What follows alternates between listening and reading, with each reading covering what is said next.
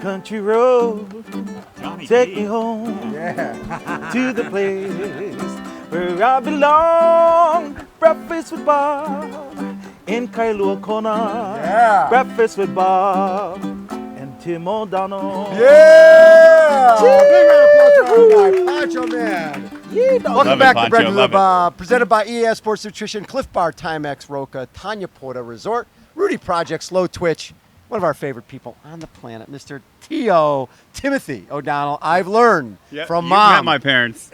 Do not call him Tim ever again. It's Timothy. What the heck? How you doing? Good. Happy to be here, Bob. Yeah. So 7:55.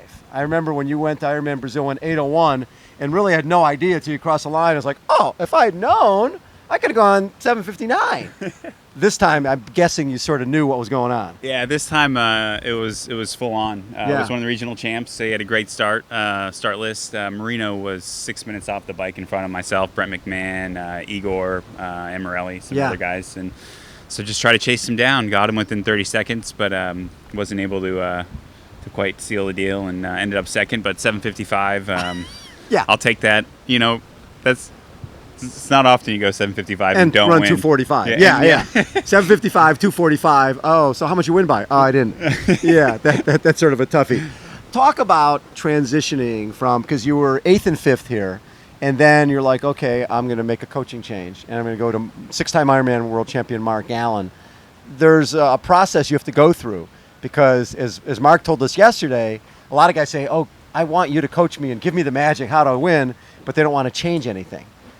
You sort of had to change things. Yeah, I mean, if you're going to make a change like that, you have to buy into it, and you have to fully immerse yourself in the program. Otherwise, you're doing yourself a disservice, and it's all lip service. You're saying you want to make a change, but you're not making it. And I don't know if it's patience or what, but I didn't get too worried last year. I mean, last year was a horrible day for me out here. It was, one of the worst days of my lives. Yeah, walking away from town, Oh, that's early. It's early, and I consciously making a decision, you know what? I'm walking away from where I need to be right now. Right. But it takes time, and I learned that from a swim coach years ago that, hey, 9, 12 months in a new program, it's you have to be patient, and everything's starting to click with Mark now, and I needed to make the change, and I don't regret it, and last year's just part of my journey. Were there questions? Were there points where you questioned, did I make the right move? Absolutely, yeah. I think after the race, you always try to analyze what happened, what went wrong, and part of it was Mark and I getting to know each other. Part of it was my body adapting, and honestly, part of it was recovering from a lot of hard training over the years. Right.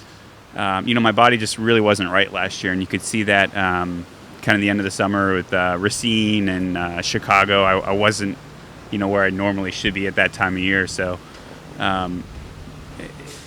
it's all good, You're right.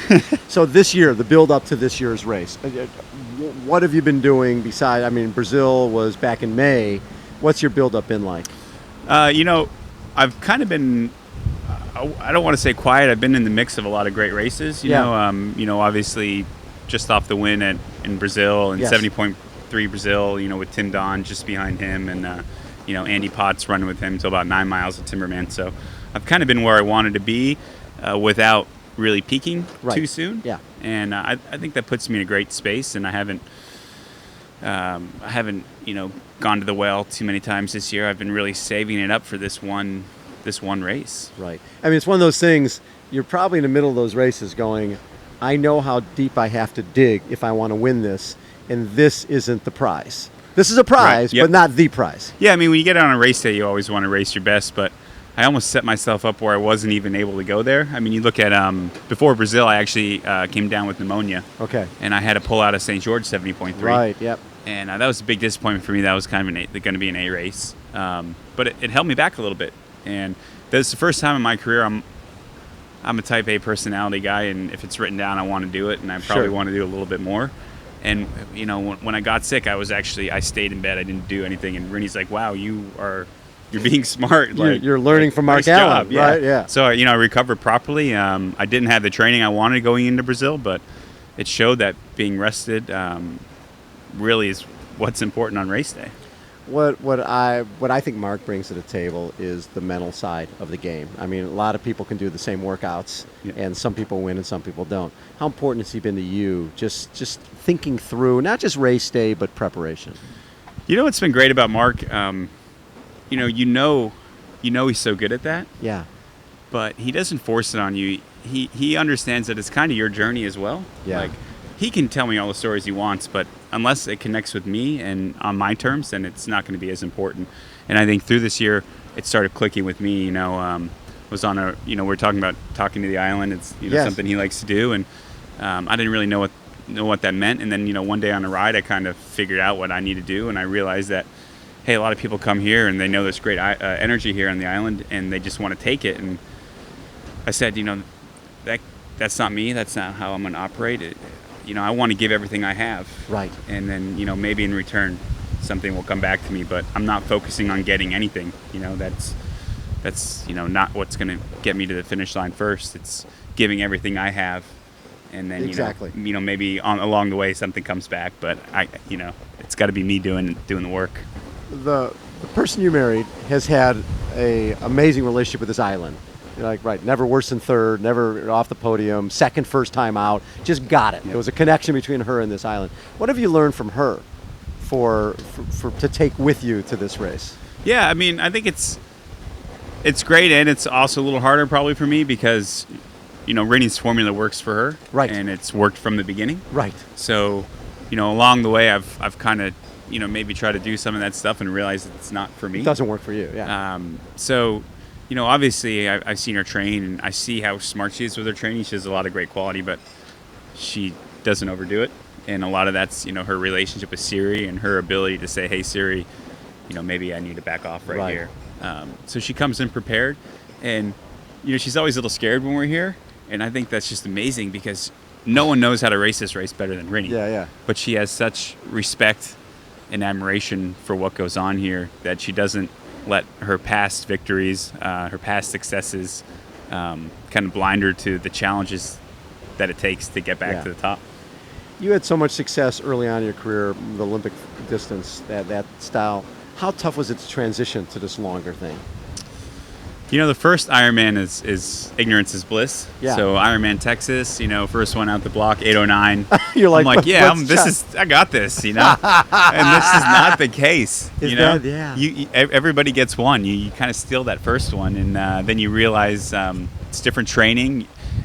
It's your body working in a different way, and I think that's what's really been great with Mark. Is I'm a much better aerobic athlete now than ever before. Yeah. Last year trying to train in that 150, 155 range where you really need to be the sweet spot here in Kona, I couldn't handle that work. I either needed to go really fast and really hard, or I needed to go really a lot easy. slower. Yeah. And before Brazil, I was talking to Mark. I'm like, it's clicked on the bike. I'm really good there. It wasn't quite there on the run, and now in the last couple weeks, it's kind of clicking in the run. So I'm like, Mark, hey, maybe you're right. Maybe you know something those about 6 this wins race. weren't a fluke. I love that. How do you and Rinny handle your week? Because you obviously both have your own agenda, your own plans, right. But you're still a couple. Yeah. Conversation definitely gets dialed down race week. And we're there for each other. Right. Maybe not on running errands and chores and stuff. Yes. We have great support teams that take care of that for us. Right. But we know we're there for each other. And you got to be a little selfish. Like this year, I said, "Hey, I'm staying out of town where Mark is staying." And if obviously I'd love for you to be there, but I know that you have your places to go, and right. If that works for you, I don't want to mess up your thing. But she's like, "No, I want to be with you." So. We work on that kind of stuff. It's a work in progress, at least on my end. Nothing seems to faze her. But when you look back at your career, best race ever? Was it Brazil? Or was it not so much for a result, but something that meant the most to you? I think so far, really, ITU long distance championships meant a lot. Yeah. But really, St. Croix, the first time I won that race, was my first win as a professional. Yeah.